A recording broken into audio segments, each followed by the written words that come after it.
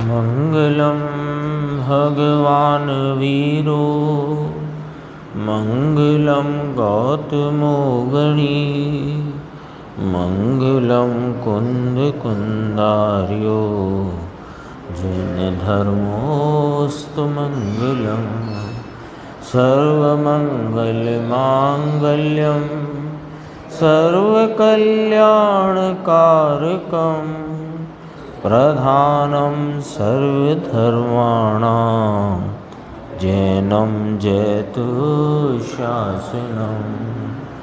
मैं नमो तीर्थनायक को, नमो ओंकार वाणी को, नमो उन कुंद प्रभु को जिन्होंने ओंकार धारण की।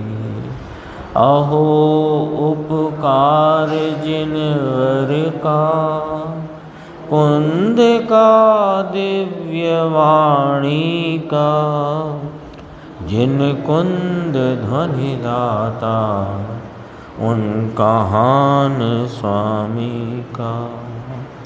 चिदानंद एक रूपाए जिनाए परमात्मने, परमात्म प्रकाशाय नित्यं सिद्धात्मने नमः। योगेंद्र देव कृत यह जो परमात्म प्रकाश नाम का ग्रंथ है, इसकी 49वीं गाथा। इस पर अपन ने पूज्य गुरुदेव श्री का कल भी व्याख्यान सुना और आज भी उसी गाथा पर गुरुदेव श्री का स्पष्टीकरण आया। बहुत से बिंदु इसमें बहुत खास आए हैं, उन पर अपन आज चर्चा करेंगे, स्वाध्याय करेंगे। ये पेज नंबर 12 से शुरू करते हैं कि सर्वज्ञ त्रिलोकनाथ जिनवर देव उसे आत्मा कहते हैं, क्योंकि यहाँ गाथा, प्रत्येक गाथा में परमात्मा का स्वरूप कहा जा रहा है। तो सर्वज्ञ त्रिलोकनाथ जिनवर देव उसे आत्मा कहते हैं। कि किसे आत्मा कहते हैं? कि यह परमात्मा कहा ना, यह परमात्मा अर्थात यह आत्मा स्वयं पूर्ण स्वरूप है ना। यह शब्द लिया ना राकेश भाई, यह शब्द लिया, यह आत्मा स्वयं पूर्ण स्वरूप। तो कैसा पूर्ण स्वरूप का अर्थ? स्वयं पूर्ण स्वरूप, तो पूर्ण स्वरूप का अर्थ कि जो पुण्य के, दया दान व्रत के भाव रूप हुआ नहीं, तथा वे पुण्य परिणाम आत्मा रूप हुए नहीं, इसका नाम पूर्ण स्वरूप। ये पूर्ण स्वरूप की बात करी, फिर पुण्य परिणाम कहाँ से इसमें आ गया? कि पुण्य परिणाम जो परिणाम रूप भाव पर्याय अवस्था है, वह वास्तव में अधूरे हैं और ये पूरा है। वो एक समय की पर्याय में कषाय की मंदता रूप विभाव स्वरूप अपने स्वरूप से विपरीत वाला अधूरा भाव है। तो न यह विपरीतता को कभी प्राप्त हुआ, न कभी अपूर्णता को प्राप्त हुआ। इसलिए यह आत्मा, चूँकि यह स्वयं परिपूर्ण स्वरूप है, इससे यह बात सिद्ध होती है कि यह कभी पुण्य रूप हुआ नहीं और पुण्य आत्मा रूप हुए नहीं, है ना। लॉजिक है, ऐसी बातें। अब उसमें वो व्यवहार उड़ा आए तो उसे उड़ा दे, है ना। व्यवहार आता है यानी स्वरूप के आस्वादी को, स्वरूप के प्रतीतिवंत को अभी जब तक परिपूर्ण पर्याय प्रकट नहीं हुई, स्वभाव तो परिपूर्ण ही है, लेकिन पर्याय में वह स्वभाव की परिपूर्णता प्रकट व्यक्त नहीं हुई, तब तक रागादि भाव आते हैं, होते हैं। होते ही नहीं ऐसा नहीं, होते हैं लेकिन वह मैं नहीं, मेरा स्वरूप नहीं, मुझे लाभ रूप नहीं, इसका नाम वे हे है। हे शब्द आता है ना कि यह एक त्रिकाली चिदानंद स्वरूप आत्मा उपादेय और रागादि परिणाम पुण्य पाप के भाव वे सब हे हैं। आता है शब्द।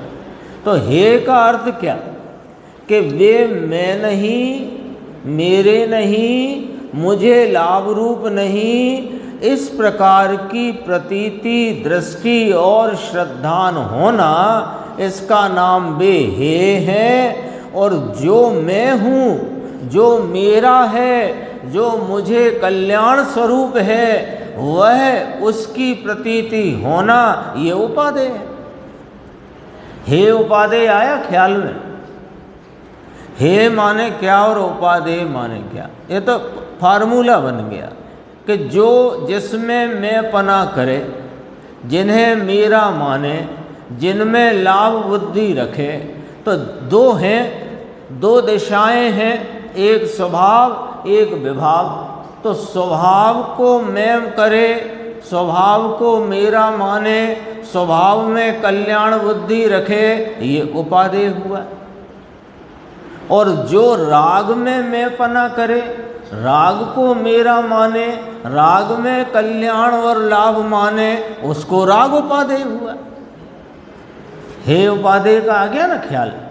तो जिसमें मैं नहीं, मेरा पना नहीं, और जिसमें मुझे किंचित लाभ नहीं, ऐसा जिन भावों के प्रति प्रतीति, श्रद्धान और दृष्टि है, वे भाव हे हैं।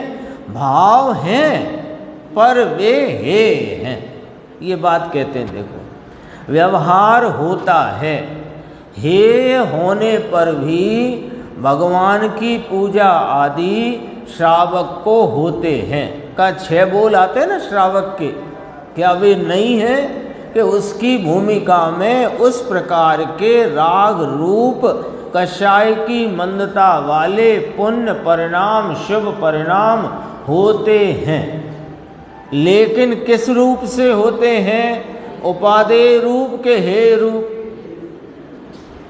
कैसे मालूम पड़ गया कि जिसमें मैं पना नहीं, मेरा पना नहीं, लाभ पना नहीं, वे हे।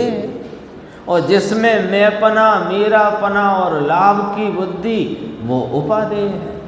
तो ज्ञानी श्रावक को, श्रावक ज्ञानी ही होता है, ये ध्यान रखना। एक अभी अपने समझो संप्रदाय में जिसे गुरु बाड़ा कहते हैं, बाड़ा माने सिर्फ श्वेतांबर से नहीं कहते, ध्यान रखना। बाड़ा माने कि पद्धतियों को पकड़ करके जो समुदाय इकट्ठा हो गया और तत्व ज्ञान से कोई लेना देना नहीं, उसे बाड़ा कहते हैं। पद्धतियाँ पकड़ ली और पद्धतियाँ पकड़कर समुदाय इकट्ठा हो गया, उस समुदाय को बाड़ा कहते हैं, जिसमें तत्व का कोई लेना देना नहीं है, इसका नाम बाड़ा। तो ऐसी परिपाटी चल गई कुछ कि जो घर में रहे सो श्रावक और जंगल में रहे सो मुनि। अब जंगल में भी रहते नहीं, कहने की बात है। घर में रहे सो श्रावक, ऐसे नहीं। स्वरूप के भान उपरांत अपने चैतन्य परमात्मा की विशेष आराधना से प्रकट हुई जो विशेष वीतरागता का भाव, जिसमें 2 कषाय चौकड़ी की अभाव रूपता वर्तती है, उस भाव की जिसको परिणति है वह श्रावक है। तो उसको 6 आवश्यक रूप होते हैं, पूजा, स्नान आदि। तो ये 6 आवश्यक शुभ भाव के हैं, वे सब शुभ भाव के वे भाव हैं। श्रावक को होते हैं वह अलग बात है, और उपादेय आदरणीय वह अलग बात है। समझ में आई बात? देखो, श्रावक को भी 6 प्रकार के आवश्यक होते हैं। हाँ, होते हैं, पर वे क्या उपादेय रूप होते हैं या हे रूप होते हैं? तो हे रूप होते हैं तो करते क्यों हैं? कि करते तो इसलिए हैं, करते क्या हैं? होते हैं। और होते भी इसलिए हैं कि उस प्रकार की अभी कमजोरी शेष है तो होते हैं। और वे हे हैं ये कैसे ज्ञात हुआ कि उनको वे हे हैं? हमें तो वे उसमें बहुत ही तत्परता से लगे हुए दिखाई देते हैं। श्रावक अपने 6 आवश्यक में तत्परता से लगे हुए दिखाई देते हैं। आप कैसे कहते हो वे हे हैं?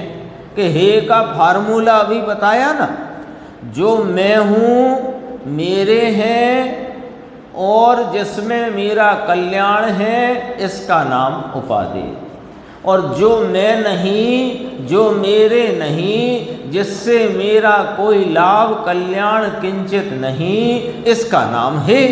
तो अब बताओ श्रावक उन शुभ भावों को, 6 आवश्यक रूप जो शुभ भाव हैं उनमें मैं पना करता है, मेरा पना करता है। यदि वह उसमें मैं पना करता है तो फिर आत्मा के प्रति क्या करता है? यदि उसमें मेरा पना करता है तो इस चैतन्य भगवान को फिर किसका करता है? और यदि उसमें लाभ मानता है तो फिर चैतन्य आत्मा अलाभकारी है ऐसा मानता है क्या? तो फिर इससे हमें यह ज्ञात हो जाता है कि श्रावक को वे 6 आवश्यक रूप भाव उसकी उस तरह की भूमिका में वर्तने वाली 2 कषाय चौकड़ी के सद्भाव में उस प्रकार के परिणाम होते हैं जो कि उसको निरंतर हेय वर्तते हैं। देखो समझ में आया? एक चर्चा और बहुत गंभीर आई है, 13 नंबर पेज है, ऊपर की 3 पंक्ति छोड़ कर देखो। थोड़ी ये बात और एक स्टेप आगे चल कर के है, देखना जरा। विकार है वह स्वतंत्र है, और एक बार कहा था योग सार की बात में कि आत्मा है वह द्रव्य है और वह तो विकार में निमित्त है।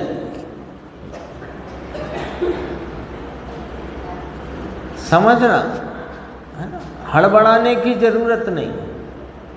क्या कहना चाहते हैं उस अभिप्राय आशय को अपने को ग्रहण करना है। द्रव्य आत्मा उसकी परिणति में ही होता हुआ विकार, उसको वह उपादान रूप नहीं करता, निमित्त है उसका। निमित्त है का अर्थ, निमित्त शब्द से क्या कहना चाहते? अभी तो आपने कहा ज्ञानावरणादि कर्म निमित्त है,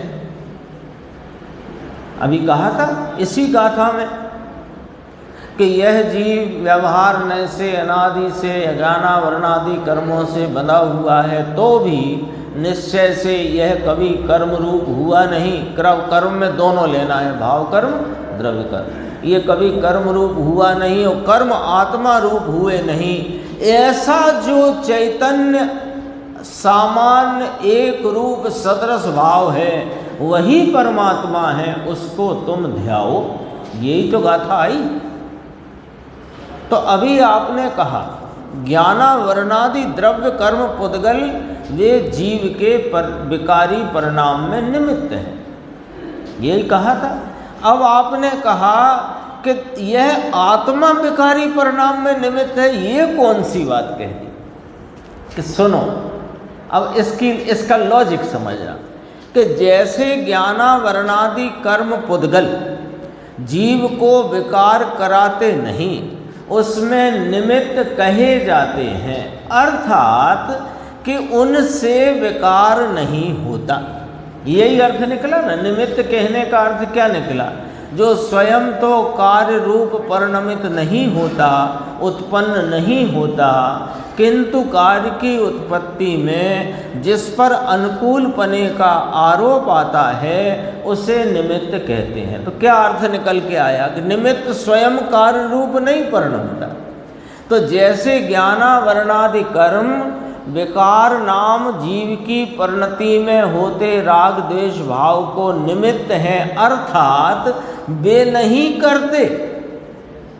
ऐसे ही यह द्रव्य स्वभाव अपना पवित्र परिपूर्ण निर्मलानंद ज्ञायक भगवान ये विकार को नहीं करता, इसलिए इसे कहा ये उसमें निमित्त है।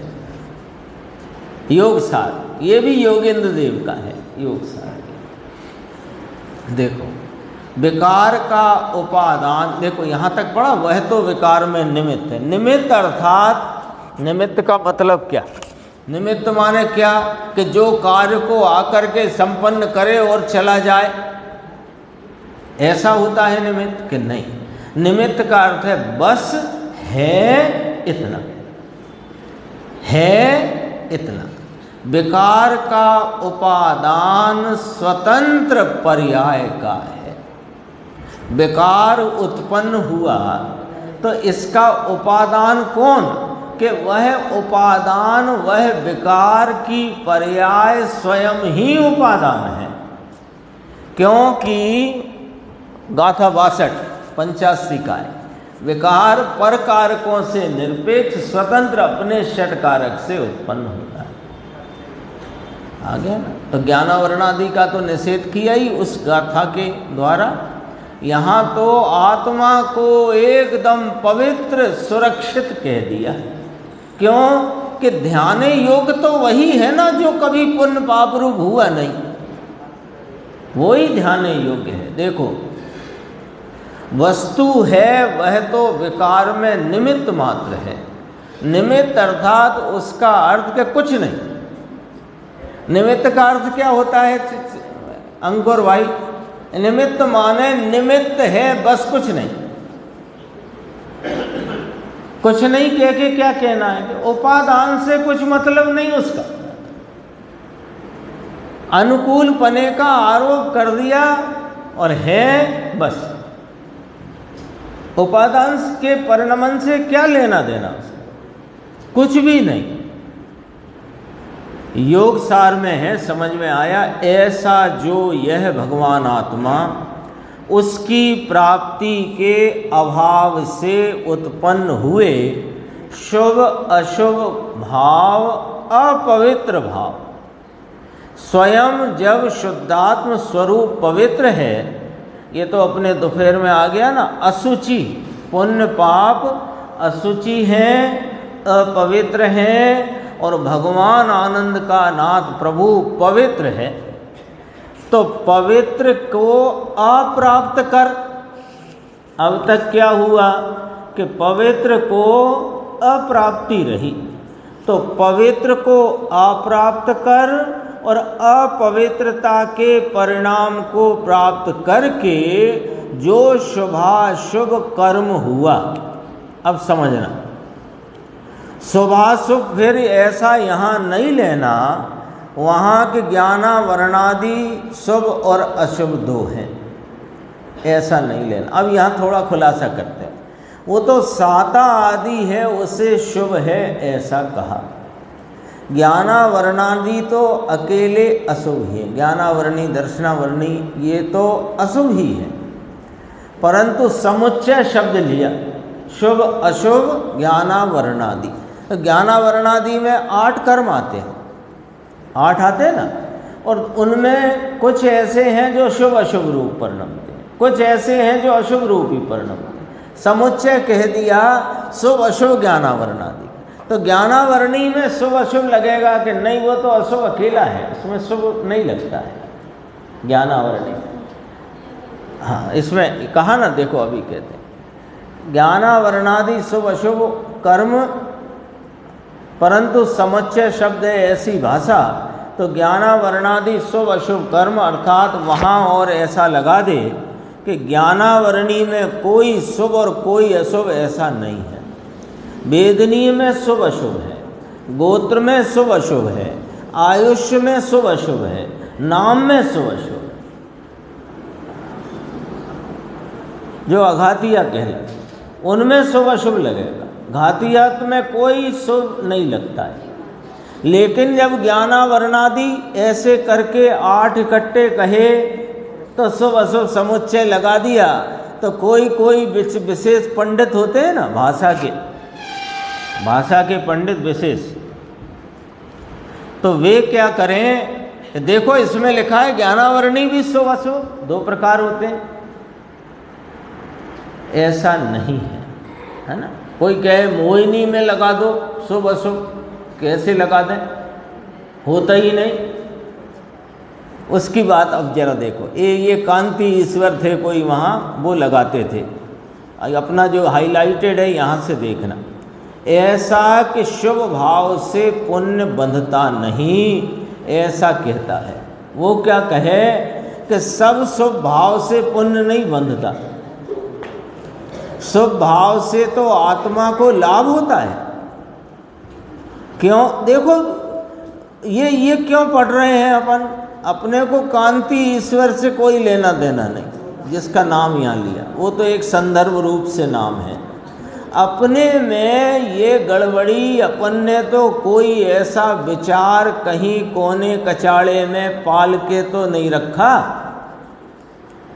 कहीं किसी चित्त के कोने में ऐसा विचार पल रहा हो तो उसका ध्यान अपने को करके वो विचार एकदम गलत है, वह निकाल देने योग्य है, ये बात समझना है। इसलिए बात है, वो कहते हैं कि शुभ भाव से तो आत्मा को लाभ होता है, क्योंकि पुण्य बंधता है उस समय तो मोह भी बंधता है। पुण्य से मोह बंधता है ना, कौन सा बंध पड़े, पुण्य से साता भी पड़े तो मोह का भी बंध होता है ना। चारित्र मोहिनी का भी हो और अज्ञानी को तो दर्शन मोहिनी का भी। ठीक है, शुभ भाव में अब वो उसने क्या लॉजिक निकाला वो समझो। शुभ भाव में अंदर थोड़ी पवित्रता है, उसे भिन्न पकड़ना।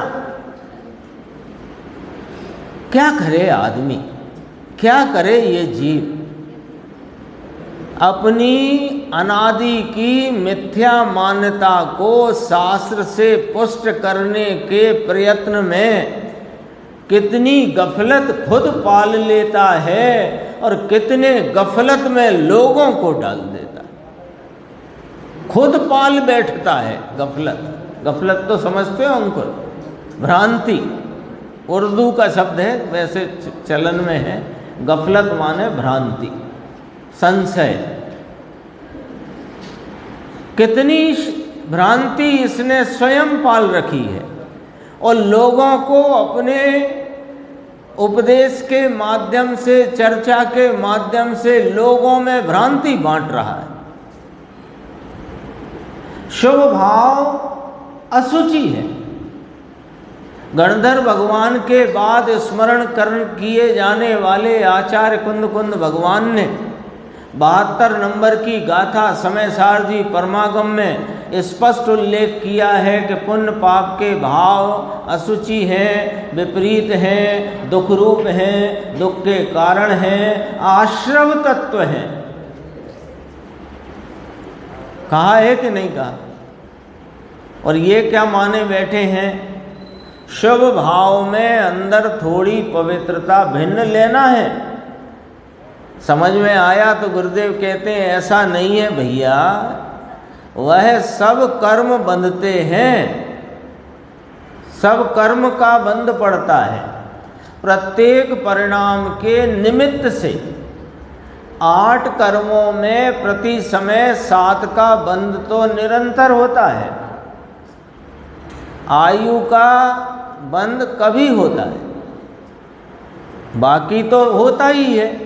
तो शुभ भाव से पुण्य बंधे और अशुभ से पाप बंधे। तो शुभ भाव से चारित्र मोह की प्रकृति भी बंधे के नहीं बंधे, पॉइंट समझना टेक्निकली। शुभ भाव से साता वेदनीय, उच्च नाम आदि, उच्च गोत्र आदि बंधते हैं। ये बात हमने बराबर स्वीकार रखी है, हम मना नहीं करते, है ना। ये आए थे कितने अभी अपन ने पढ़े, वेदनीय, गोत्र, आयुष और नाम। तो आयुष तो प्रति समय बनती नहीं, तो 3 तो ये प्रति समय बंधते हैं। शुभ भाव से शुभ बंध पड़ता है। अब पॉइंट पकड़ना बिल्कुल टेक्निकल है मुकेश भाई, ध्यान से। सब ये जो चर्चाओं में भ्रांति फैला रखी है सब निकल जाएगी। देखो, एक जीव का कोई परिणाम, दया का परिणाम, पूजा का परिणाम, शास्त्र स्वाध्याय का परिणाम, भगवान के नाम स्मरण का परिणाम, इन परिणामों को क्या कहते हैं? शुभ परिणाम। व्रत का परिणाम शुभ परिणाम। ये शुभ परिणाम इसके निमित्त से बंद होता कि नहीं होता? अच्छा, बंद होता है। तो प्रति समय के परिणाम से आयु का तो कभी होता है, 7 का तो निरंतर होता है। ठीक है, होता है ना। अब अघातिया में जो बंध पड़ता है वो अशुभ है, उसमें शुभ और अशुभ भेद नहीं पड़ते। वो घातिया में, बोलने में भूल हो गई, घातिया में जो बंध पड़ता है वो तो अशुभ ही है, और अघातिया में शुभ अशुभ के भेद पड़ते हैं। ठीक है। अब एक परिणाम किया, भगवान 5 परमेष्टि के स्मरण का, उनकी वीतरागता की छवि का, उनके वीतराग गुणों का स्मरण किया, तो वो शुभ परिणाम है। उससे चारित्र मोहिनी बंधेगा कि नहीं बंधेगा? ज्ञानावरणी दर्शनावरणी अंतराय बंधेगा कि नहीं बंधेगा? तो वो बंधेगा तो शुभ बंधेगा कि अशुभ बंधेगा? अशुभ ही बंधेगा। घातिया है ना, वो अशुभ ही बंधेगा। और मिथ्यात्व होगा तो दर्शन मोहिनी भी बंधेगा। अब तुम कहते हो कि शुभ भाव में थोड़ी पवित्रता भिन्न ले लो, थोड़ा सा पवित्रता का अंश है, उससे पवित्रता होकर धर्म लाभ होता है ना। गुरुदेव की भाषा में बोलूंगा, धूल भी नहीं होता। टेक्निकल बात है। देखो,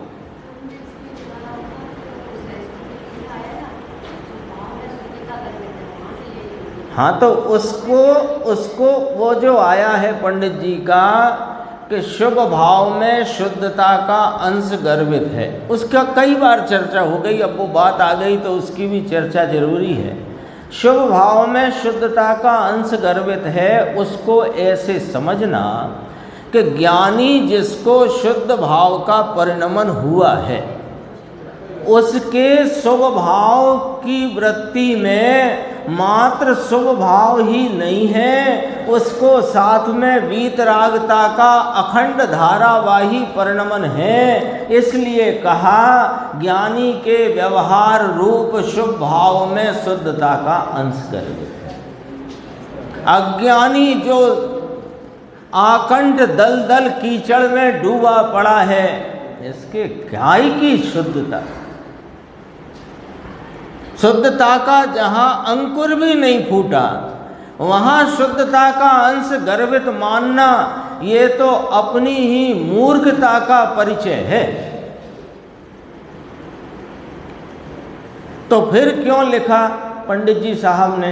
अरे ज्ञानी के अंतरंग स्वरूप के आलम्बन से जो शुद्धता पवित्रता की धारा वीतरागता की प्रकट हो गई है, वो धारा कभी वो भले विषय कषाय के भावों में प्रवर्तता हो तब भी उसकी वीतरागता की धारा अक्षुण्ण अखंड बिना किसी रुकावट के धारावाही चलती, अखंड धारावाही।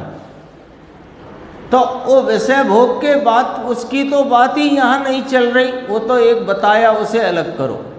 अरे ज्ञानी को जो भगवान की भक्ति के, जिन धर्म प्रभावना के, देश व्रतादि के, महाव्रतादि के जो शुभ भाव साधक दशा में वर्तते हैं, उन भावों के साथ उसको वीतरागता वर्तती है। ये वाली बात बताई गई है कि शुभ भाव में शुद्धता का अंश गर्भित है। उसमें से किसी ने ये निकाल लिया, किसी ने क्या, यहाँ तो नाम भी दिया कांति ईश्वर, कि शुभ भाव, इसमें लिखा शुभ भाव से आत्मा को लाभ होता है, क्योंकि शुभ भाव में अंदर थोड़ी पवित्रता धरी हुई है। जो अपवित्र है, विपरीत है, अशुचि है और दुख रूप और दुख का कारण है, उसमें पवित्रता कहाँ से आई? पवित्र तो ये हाजरा हुजूर जो विद्यमान विराजमान है, ये पवित्रता का पिंड है। इसका जो पर्याय आलम्बन ले वो पवित्र हो जाती है। जैसे वो चिंतामणि, वो कौन सा रत्न होता है, पारसमणि, उसके स्पर्श से लोहा भी सोना हो जाए, ऐसे ये पर्याय इसको स्पर्श करे, नाम लक्ष्य करे। पर्याय तो स्पर्श करती नहीं, लक्ष्य करे तो पर्याय पवित्र हो जाती है। देखो चारित्र मोह, दर्शन मोह दो अलग इसलिए गिने जाते हैं कि अज्ञानी हुआ, अज्ञान टला तो दर्शन मोह का अभाव हो गया। अनंतानुबंधी चली गई तो अनंतानुबंधी संबंधी चारित्र का बंध नहीं और दर्शन मोह का बंध नहीं, ये वाली बात हो जाती है। और दो कषाय चली गई तो दो कषाय संबंधी चारित्र का बंध नहीं, तीन चली गई तो तीन संबंधी चारित्र। लेकिन चारित्र मोहिनी, तो मोहिनी में दो भेद कर दिए ना, दर्शन मोहिनी, चारित्र, तो दो के बंध भी अलग अलग गिने जाते हैं। नीचे नीचे पढ़ो ना आप, देखो लिखा है, शुभ भाव से चारित्र मोह की प्रकृति बंधे, मिथ्या दृष्टि हो उसे दर्शन मोह भी बंधता है। आ गया, चारित्र मोह भी बंधता है, दर्शन मोह भी बंधता है। और ज्ञानी को दर्शन मोह का बंध नहीं होता, चारित्र मोह संबंधी बंध होता है, और वो अशुभ है, शुभ नहीं। ये ख्याल में लेने की बात। इसलिए यानी आप चाहे करणान योग से चलो, द्रव्यान योग से चलो, चरणान योग से चलो, जहां से चलना है वहां से चलो, किंतु शुभ भाव से किंचित भी लाभ हो ये कहीं से सिद्ध नहीं होता। ये आ गई ना करणान योग की चर्चा। और ऊपर योग सार की ली कि आत्मा, ये गुरुदेव की शैली है और आचार्य भगवंतों की कथनी है कि जो ये आत्मा को विकार का निमित्त कहा। लियो साहब, अभी ज्ञानावरणादि निमित्त था, अब आपने आत्मा ही निमित्त कह दिया। आत्मा जैसे ज्ञानावरणादि निमित्त कहकर कहा कि बस है कुछ नहीं, ऐसे ही ये आत्मा अपना पवित्र स्वभाव का घन पिंड, ये उस समय के होते विकार में है, अपनी पवित्रता से है बस, लेकिन उस विकार की उत्पत्ति में कुछ नहीं। ये तो क्या है, ये जीव जगता नहीं है। जैसे कोई बच्चा सो रहा है गहरी नींद में, सुबह उठाए नहीं उठता तो पानी भी छिड़क दिया, बाल्टी डाल दी। तो ऐसे कभी कभी जब इसको राग के रसिया को राग से भिन्नता का बोध नहीं होता तो आचार्य भगवान ज्ञानी जन ऐसे कह कह कर के जगाते हैं, जगो। कब तक सोए रहोगे इस मोह निद्रा में? देखो आगे और चलते हैं अपन थोड़ा सा, ये हो गया था, आगे ही देखो। शुभ भाव से साता वेदनी बंधती है या उच्च नाम गोत्र बंधता है, ऐसा कुछ नहीं है। मतलब सिर्फ यही बंधता है ऐसा नहीं। शुभ भाव है दर्शन मोह, मिथ्यात्वी को दर्शन मोह शुभ भाव से बंध रहा है। लो जाओ, अज्ञानी जीव को अपने स्वरूप के बेभान पने में वर्तते हुए अज्ञानी को मिथ्या दृष्टि को, मिथ्या दृष्टि शब्द अच्छा नहीं लगता हो तो स्वरूप के बेभान जीव को शुभ भाव से, अरे स्वाध्याय के शुभ भाव से दर्शन मोह बंध रहा है।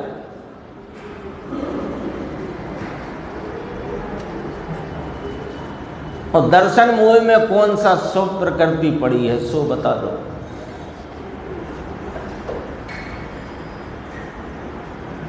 तो गुरुदेव के व्याख्यान आते हैं तो ऐसे लगता है कि कहाँ कहाँ से सब तरफ से बात को खींच करके निकाल करके ऐसे रख देते हैं। न सच कहते हैं कि ऐसे यह शुद्धात्म तत्व, ये परमात्म तत्व ऐसे हाथ में रखे आंवले जैसा रख दिया। अब भी अपन यदि ग्रहण न कर पाए तो समझो जो पंडित जी ने कहा ना, टोडरमल जी ने, इसके तो अभाग्य की भी महिमा क्या कहें। समकिति को शुभ भाव है, आपका प्रश्न का जवाब आ गया। समकिति को शुभ भाव है, वहाँ चारित्र मोह बनता है, दर्शन मोह नहीं बनता है। चारित्र मोह बनता है इसलिए वह अशुभ है ऐसा नहीं। देखो वो भाव अशुभ है ऐसा नहीं, भाव शुभ ही है। परमार्थ से अशुभ वह दूसरी वस्तु है, परमार्थ से अशुभ है। परमार्थ से माने इस शुद्ध की अपेक्षा अशुभ ही है। ये तो शुभ भाव को यहाँ तक पढ़ना था खास। ये अज्ञानी शुभ भाव का रसिया, शुभ भाव का प्रेमी, पुण्य का प्रेमी, ये शुभ भाव की अन्यत्र खतौनी करना चाहता है। हाँ, ये आश्रम बंद को छोड़कर निर्जरा के काम में खतौनी करना चाहता है, संबर में इसकी खतौनी करना चाहता है। तो यह अनीति जिन शासन में संभवे नहीं चलेगी। देखो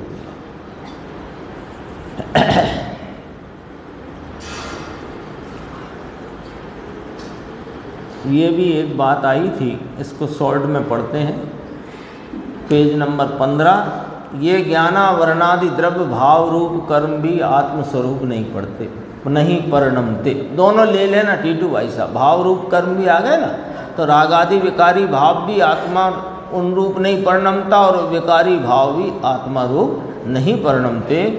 6 प्रकार से ज्ञानावरणी बांधे, ज्ञानावरणी 6 प्रकार निन्नवादी उन भाव रूप आत्मा, भाव रूप कर्म भी आत्मस्वरूप नहीं परिणमते। नीचे आ जाना बस, वो चर्चा आ गई है। दर्शनावरणी 6 प्रकार से बंधे, ज्ञानावरणी 6 प्रकार से बंधे आदि इत्यादि। नीचे आना, ये जो भाव हैं जिनसे जीव के बेभाव, जिनसे ज्ञानावरणी दर्शनावरणी आदि, जिनसे मान जिनके निमित्त से यह पुद्गल कर्म बंद होता है, बेभाव पर्याय में हुए हैं, वस्तु में कहाँ है ऐसा कहते हैं।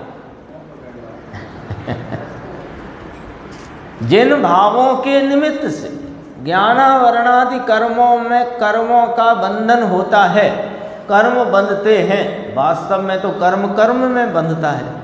तो कर्म का जो बंध भाव हुआ, उसमें जो जीव के विकारी भाव निमित्त हैं, वे विकारी भाव आत्मा वस्तु में है कि वो पर्याय में है। निर्णय करना है, निर्णय करना है। पर्याय में हुए हैं, वस्तु में है ही नहीं,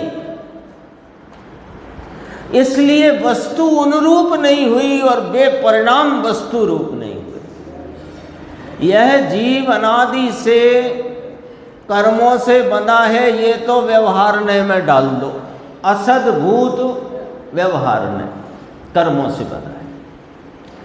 इसकी परिणति में जो विकार है वो अशुद्ध निश्चय से कहा गया कि जीव की परिणति में विकार है। तो अशुद्ध है और जीव की परिणति में है, इसलिए निश्चय कहा। लेकिन इस शुद्ध जीव, पवित्र जीव, एक रूप सामान्य सदृश की अपेक्षा देखो तो वे विसदृश और स्वभाव से विपरीत भाव जीव में है ही नहीं। तो वो अशुद्ध निश्चय ने भी सद्भूत व्यवहार में डाल दो। तो व्यवहार माने है ऐसा है नहीं। ये तो जिनवाणी में बहुत बातें हैं, बहुत अलौकिक इसके अर्थ हैं, और इसके लिए बुद्धि अलौकिक नहीं चाहिए, जिज्ञासा अलौकिक चाहिए। बुद्धि तो बहुत है, बुद्धि की कमी नहीं है, क्योंकि सब यहाँ बैठे हैं, सब घर के व्यापार के कुछ ना कुछ कार्य करते ही हैं, और उनमें सब अपनी अपनी रूप से सब कुशल हैं, कोई भी उसमें अकुशल नहीं है। तो जब वहाँ कुशल है तो ये तो और ही सरल, सबसे सरल बात। सबसे क्या अंकुर, कौन सा डिजाइन बिकेगा, कौन सा नहीं बिकेगा, कितना माल बाकी है, कितना नहीं है बाकी, अब की बार ये बिक पाएगा कि नहीं बिक पाएगा, पिछला कितना बच गया, ये बहुत कठिन काम है और ये सरल है। वस्तु तो ऐसी की ऐसी निर्मलानंद प्रभु, वह मलिन परिणाम रूप वस्तु हुई नहीं। निगोद में रहा तब भी न हुई, अभी है तब भी न हुई। वस्तु तो वस्तु है, और मलिन परिणाम आत्मस्वरूप हुए नहीं, ऐसा भेद ज्ञान वह वस्तु का स्वरूप है। देखो इसमें अंत में गुरुदेव ने इस गाथा का, क्योंकि अब कल इसकी भी चर्चा लेंगे थोड़ी सी गुरुदेव, और फिर 50 नंबर की गाथा चलेगी, तो कल अपन 50 नंबर की गाथा शुरू करेंगे। इसको यहाँ पूर्ण करते हैं। 16 नंबर पेज है, अंतिम जो पैराग्राफ। यह निश्चय है कि जीव तो अजीब नहीं होता, और अजीब है वह जीव नहीं होता, ऐसी अनादिकाल की मर्यादा है। अनादिकाल की मर्यादा है कि शुभ भाव चैतन्य रूप नहीं होता, और चैतन्य शुभ भाव अपने नहीं होता। ये आप एक बात अपने क्यों जोड़ देते हो? हम थोड़ी जोड़ते हैं। उसमें द्रव्य कर्म भाव कर्म दोनों लिखे ब्रह्मदेव सूरी ने, तो भाव कर्म में क्या लेना है? स्वभाव कहाँ लेना है? तो बस वही तो लिखा, अनादिकाल की मर्यादा है। शुभ भाव चैतन्य रूप नहीं होता, चैतन्य शुभ भाव पने नहीं होता। इसलिए कर्मों से भिन्न, कर्मों में क्या क्या ले लेंगे भैया बता दो?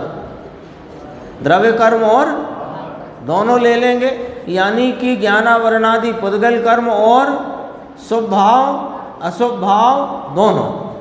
कर्मों से भिन्न ज्ञान दर्शनमयी सब तरह उपादेय रूप, सब प्रकार से आराधने योग्य इस परमात्मा को देह रागादि परिणति रूप बहिरात्म पने को छोड़कर शुद्धात्म परिणति की भावना रूप अंतरात्मा में स्थिर होकर चिंतवन करो। चिंतवन करोने का अर्थ मन के अवलंबन से नहीं, मन का भी अवलंबन छोड़कर चिंतन करो का अर्थ है कि उसकी आराधना करो, एकाग्रता करो, उसमें लीनता करो,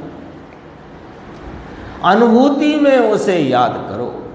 ऐसा जो परमात्मा है उसे अनुभूति में उपादेय रूप से जानो। यहाँ तक आज अपने गुरुदेव श्री का व्याख्यान सुना था। अब आगे चर्चा अपनी 50 नंबर गाथा की आएगी, जो अगले प्रवचन में अपने को सुनने मिलेगी।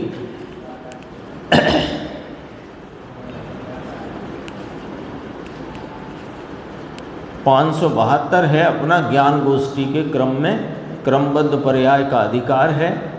572 प्रश्न अपन ने कल पढ़ लिया था, और प्रश्न पर चर्चा भी थोड़ी सी अपन ने की थी।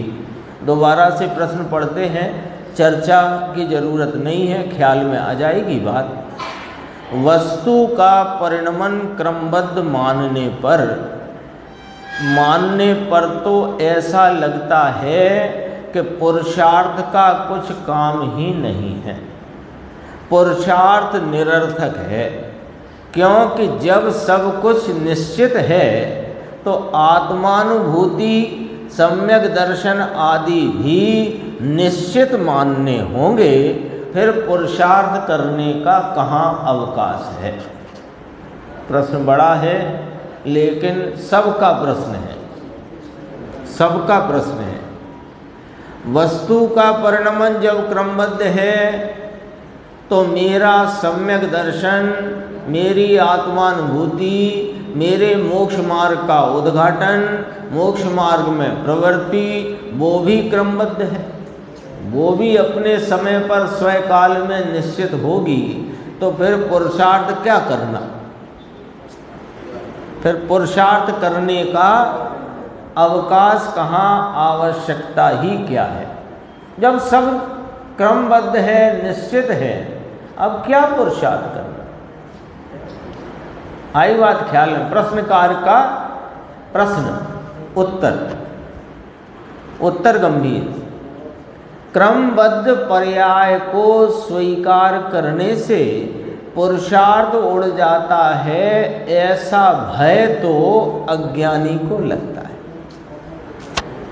अज्ञानी इस भय से पीड़ित है कि यदि मैं क्रमबद्ध पर्याय को स्वीकार करूंगा तो फिर पुरुषार्थ की क्या बात रह जाएगी, यानी फिर पुरुषार्थ का कोई महत्व ही न बचा। और बिना पुरुषार्थ के आत्मा की प्राप्ति नहीं, ये बात भी हमने इस जनागम में ही पढ़ी है। तो ये ऐसा भय किसको है? अज्ञानी को। क्यों? क्योंकि वह अभी पुरुषार्थ का ही सही स्वरूप नहीं जानता। उसको ऐसा लगता है कि पुरुषार्थ बाहर में कुछ करने से होगा, कुछ कषाय की मंदता करने का नाम पुरुषार्थ है, अथवा थोड़ा स्वाध्यायी हुआ तो स्वाध्याय का नाम पुरुषार्थ मानने लग गया। स्वाध्याय करने को उसे यथोचित समय मिलता है तो फिर वह थोड़ा उसको विचार में लेता है, तो उस विचार को पुरुषार्थ मानने लगा। सब ले लिए हैं, इसमें कोई नहीं छूटा। बहुत सबको लगता है, इतनी भ्रांतियां हैं कि सबको लगता है कि मैं सही पुरुषार्थ कर रहा हूं। इतनी भ्रांतियां, हर व्यक्ति यह सोचकर बैठा है कि मेरा पुरुषार्थ सही दिशा में चल रहा है और इसीलिए वह कार्य संपन्न नहीं हो रहा। क्यों? कि दिशा गलत, तो उस जो दिशा ही गलत हो, तो सामान्य मान लो कोई व्यक्ति 1 घंटे में 5 किलोमीटर 6 किलोमीटर चलता हो और वो व्यक्ति यदि 14 किलोमीटर प्रति घंटे की रफ्तार से भी चले और दिशा विपरीत हो तो कितनी देर में पहुंच जाएगा?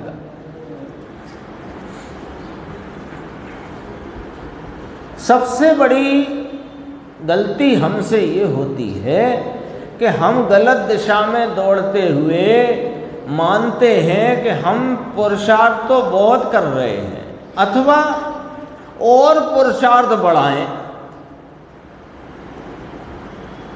तो कहते हैं कि वह पुरुषार्थ का सही स्वरूप नहीं जानता। तो सही स्वरूप क्या है? सुनो, वास्तव में क्रमबद्ध पर्याय को मानने से, क्रमबद्ध पर्याय को मानने का अर्थ क्या है कि जगत के प्रत्येक द्रव्य की प्रत्येक पर्याय अपने क्रम नियमित रूप से जिस काल में जो होनी है वह होती है, इसका नाम है क्रमबद्ध पर्याय। ये तो एक संज्ञा छोटी सी है, क्रमबद्ध पर्याय, पर उसका पूरा भाव जगत के प्रत्येक द्रव्य की प्रत्येक पर्याय अपने स्वयं काल में जो होनी है वह होती है, इस प्रकार वस्तु का स्वरूप है। यह पर्यायों की क्रमबद्धता, इसको क्रमबद्ध पर्याय कहते हैं।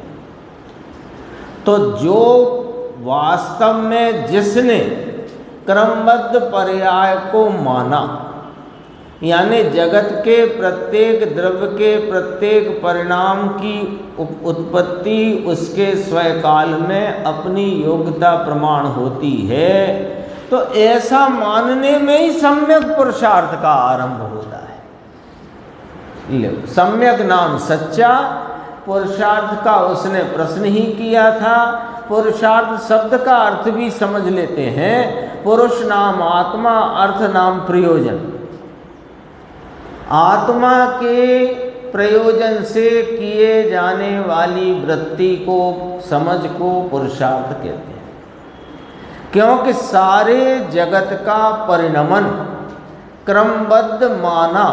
अब वो क्रमबद्ध की व्याख्या अपन ने 2-3 बार हो गई, अब तो याद ही हो गई अंकुर को, मुझे मालूम है। तो क्योंकि सारे जगत का परिणमन क्रमबद्ध मानने से पर्याय पर दृष्टि नहीं रहती। क्यों नहीं रही पर्याय पर दृष्टि? अब जब सब पर्याय सब द्रव्य की अपने समय में उनकी योग्यता प्रमाण से स्वकाल में जो होनी है वो होती है, तो अब उस कार्यक्रम में आपको दखल करने की जरूरत क्या? जब उस कार्यक्रम में दखल की जरूरत नहीं, तो किसी भी पर्याय को हटाने या लाने का विकल्प ही ना रहा, तो फिर दृष्टि कहाँ जाएगी? स्वभाव सन्मुख स्वतः।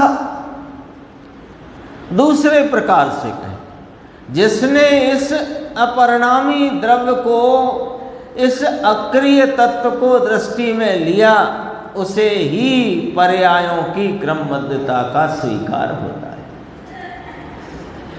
यही सम्यक पुरुषार्थ है। जब तक परिवर्तन करने की दृष्टि होगी, फेर फार करने की दृष्टि होगी, तब तक उल्टा तथा निरर्थक पुरुषार्थ रहेगा। निरर्थक समझ गए, है ना? जिसमें कोई फल नहीं, और उल्टा है, उल्टा और निरर्थक पुरुषार्थ रहेगा।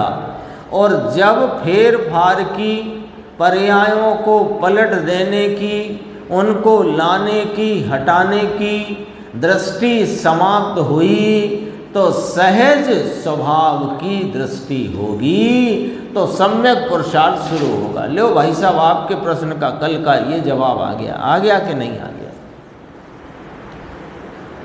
जब सब पर्यायों का कार्यक्रम स्वतः स्वयं अपने से क्रम नियमितता से बिना किसी के किए हो ही रहा है, चल ही रहा है, तो उसमें ये वाली पर्याय लाना है और ये वाली हटाना है। ये बुद्धि जब खत्म हुई, मिट गई, तो दृष्टि कहाँ जाएगी? कहाँ जाएगी? स्वभाव पर।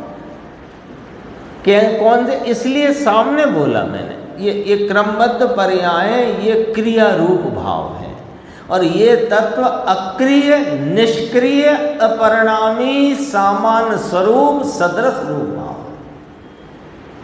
इसलिए इसको निष्क्रिय का, क्योंकि वो सक्रियता जहां तुम देखते हो वो तो व्यवस्थित है।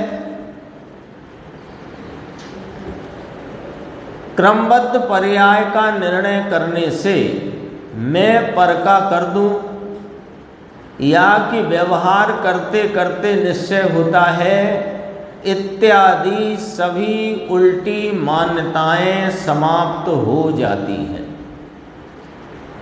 इसमें बहुत अर्थ लिखा है 2.5 पंक्ति में, कि ये उल्टी मान्यताओं के कारण इसको क्रमबद्ध का निर्णय नहीं होता, स्वभाव की दृष्टि नहीं होती। ये दोनों अविनाभाव हैं।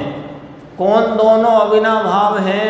क्रमबद्ध पर्याय का निर्णय और स्वभाव की दृष्टि, ये अविनाभाव है। यानी स्वभाव की दृष्टि हो और क्रमबद्ध पर्याय का निर्णय न हो, ऐसा नहीं होता। और क्रमबद्ध पर्याय का निर्णय हो और स्वभाव की दृष्टि न हो, ऐसा नहीं होता। तो स्वभाव की दृष्टि होना ही तो पुरुषार्थ है। बोलो, अभी अपन शास्त्र में पढ़कर, उपदेश सुनकर यह कहना भले सीख गए हों कि जो जो देखी वीतराग ने सो सो होसी वीरा रे, अनहोनी कबहू ना होसी काहे होत अधीरा रे। ये सीखने से कोई तुम्हें स्वभाव की दृष्टि हुई नहीं, क्योंकि स्वभाव की दृष्टि पर्यायों को देखने से नहीं होती, पर्याय क्रमबद्ध होती है ऐसा बुद्धि में जान लेने से नहीं होती। स्वभाव की दृष्टि स्वभाव को देखने से होती है, और जिसने अपने स्वभाव को देखा है उसे पर्यायों की क्रमबद्धता का निर्णय होता है। अविनाभाव है। अविनाभाव समझते हो ना, जिसके बिना दूसरा नहीं, जो हो तो वो हो ही हो, जिसके होने पर दूसरा हो ही हो, इसका नाम अविनाभाव। अंदर स्वभाव में स्थिर होने का मार्ग खुल जाता है। 573 बहुत छोटा सा प्रश्न है, देखना। पुरुषार्थ करना हमारे हाथ में है या क्रमबद्ध में होना होगा तब होता है? वही प्रश्न है। ये प्रश्न क्यों है? थोड़ी सी चर्चा, थोड़ा सा समय लेंगे। ये प्रश्न क्यों है और कब तक है? ये प्रश्न तब तक है जब तक इस चैतन्य भगवान का आश्रय नहीं लेता। जब तक इस चैतन्य भगवान को अपनी दृष्टि में लेकर इसका आस्वादी होकर इसमें आपरूपता की प्रतीति नहीं करता, तब तक ये प्रश्न उठना बंद नहीं होंगे। भले अपने को पढ़ा लिखा दिखाने के लिए ना करे प्रश्न, लेकिन अंदर तो वो चकराया ही करते हैं। ये प्रश्न कब बंद होंगे? कि जब फिर कहेंगे इस अक्रिय निष्क्रिय चैतन्य अपरिणामी पंचम परम पारणामिक भाव स्वरूप जो चार भावों को अगोचर है, ऐसे द्रव्य स्वभाव की दृष्टि होने पर ही ये प्रश्नों का सिलसिला रुकेगा। देखो प्रश्न आया, साहिब ठीक है जब सब क्रमबद्ध है, क्रम नियमित है, जगत के प्रत्येक द्रव्य का परिणमन सुनिश्चित है, हम भी तो जगत के ही द्रव्य हैं, हमारा भी तो परिणमन सुनिश्चित है, तो हमारा पुरुषार्थ भी तो परिणमन ही है, तो वो पुरुषार्थ भी अपने क्रम में अब होना होगा तब हो जाएगा। तो क्या ये करना हमारे हाथ में है कि नहीं है? आप बस इतना कह दो कि नहीं है, फिर तो बस सुनो। अब जवाब बहुत ही बढ़िया, बहुत गंभीर, बहुत प्रेरणादायी। पुरुषार्थ करना अपने हाथ की बात है और क्रमबद्ध का निर्णय भी पुरुषार्थ के अधीन है। क्रमबद्ध का निर्णय करके पुरुषार्थ छोड़ दूं, ये तेरा प्रश्न ही गलत है। क्यों? कि क्रमबद्ध का निर्णय ही पुरुषार्थ के अधीन है। लो, सब क्रमबद्ध है, सब क्रमबद्ध है, तो क्रमबद्ध उदार बुद्धि से माना है कि इस द्रव्य स्वभाव की दृष्टि से माना है। तो द्रव्य स्वभाव की दृष्टि से माना है तो पुरुषार्थ करूं और करना है, ये प्रश्न ही खत्म। ये प्रश्न कहाँ रहा है? और यदि उदार बुद्धि से मानते हो, सुना सुनाया मानते हो, तो फिर तुम्हें इसका सच्चा निर्णय करने के लिए अपने द्रव्य स्वभाव की दृष्टि रूपी पुरुषार्थ तो करना है। और जो अभी पहले के प्रश्न में चर्चा करी, जो तुम पुरुषार्थ मानते हो वो कोई पुरुषार्थ है ही नहीं, वह विपरीत है, उल्टा है, व्यर्थ है, निष्फल है। देखो, स्वयं सन्मुख पुरुषार्थ पूर्वक ही क्रमबद्ध का निर्णय होता है। शेष चर्चा आगे की साथ है।